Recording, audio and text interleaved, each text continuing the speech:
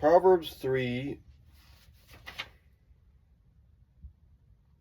Yeah, let's do that. My son, forget not my law, but let thine heart keep my commandments. For length of days and long life and peace shall they add to thee.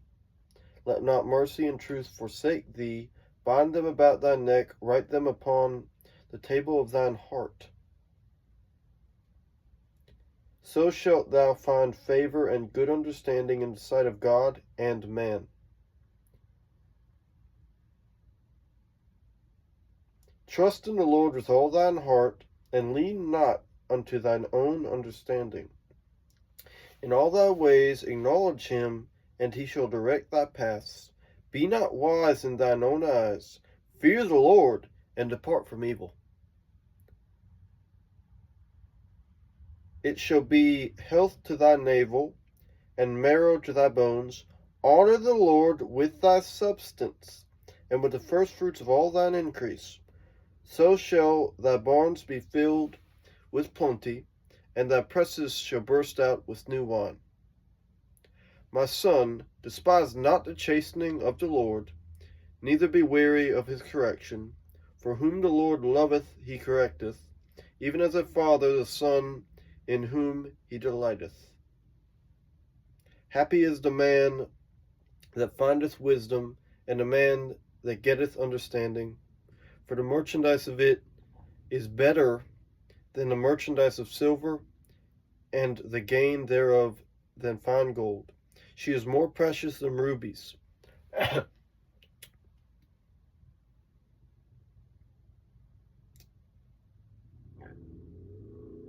And all the things thou canst desire,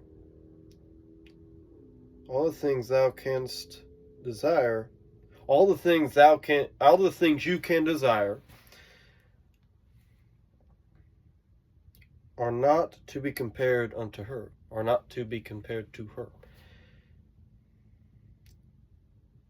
Length of days is in her right hand, and in her left hand riches and honor. Her ways are ways of pleasantness, and all her paths are peace. She is a tree of life to them that lay hold upon her, and happy is every one that retaineth her. The Lord by wisdom hath founded the earth, by understanding hath he established the heavens.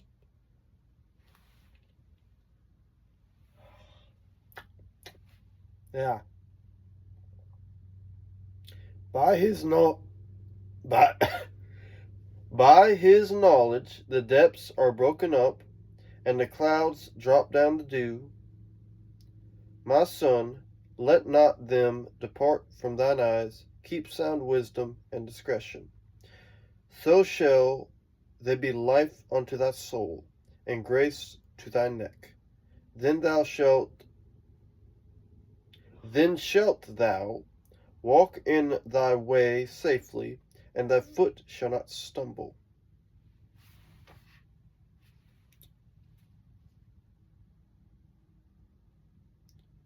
So, Proverbs 3, chapter 3, verses 9 through 10.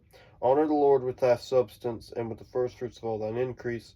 So shall thy barns be filled with plenty, and thy breasts shall burst with new wine.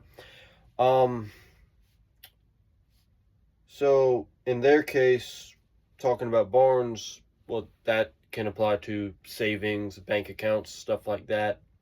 A mattress that you hide your money under if you do that, or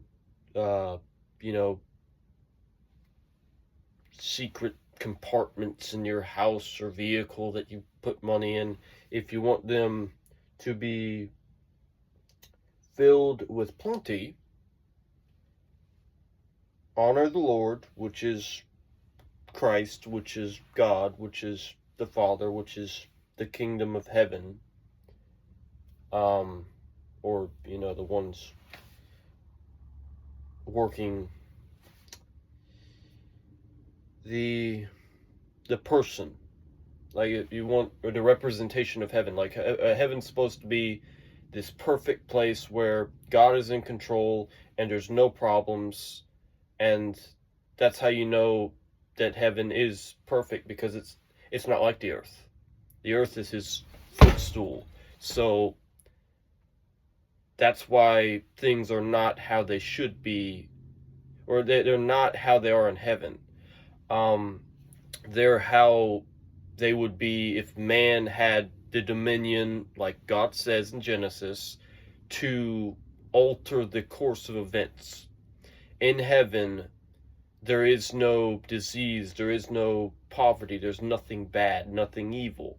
Because heaven, as a place, it is the manifestation of God. It is the completion of who God is. It represents God to that fullness. Whereas earth represents man to that fullness of man is capable of all these great things by being faithful and committed to God, and capable of all these evil things by, well, submitting to the devil, submitting to ways that are not of God. And that is why, when it comes to God being in control, I can say God is in control of me when I put him in control of me. But I have free will. I don't have to abide in him. I don't have to be faithful. I have a choice. I have a choice between heaven and hell, because I can choose to fully and wholeheartedly accept Christ, or I can reject him. I have that right. And obviously, well, what the devil has is nothing compared to what God has. And what the devil has is only what God's allowed him to have. But anyways, I mean, corruption, all that, not worth having. Usually these have been shorter, so this is different. So let's do different. Proverbs 21 verses 5 through 6 is, no, actually that's after. Proverbs 10 verses 3 through 5. So, although when the page flipped, it flipped to Ecclesiastes, so okay, I'll do that. Chapter 7 of Ecclesiastes. A good name is better than precious ointment, and the day of death than the day of one's birth. So, I mean, like, you picture you're born into the world, and the day of your birth is you're on the earth. The day of your death, if you've chosen it by being faithful to God, by actually receiving Christ, heaven. The day of your death, hey, we're getting heaven. The day of your birth, goo goo gaga. Out of the mouths of babes and sucklings. There's a verse on that. So, not all that bad. It is better to go to the house of mourning than to go to the house of feasting, for that is the end of all men, and a living will lay it to his heart. Sorrow is better than laughter, for by the sadness of the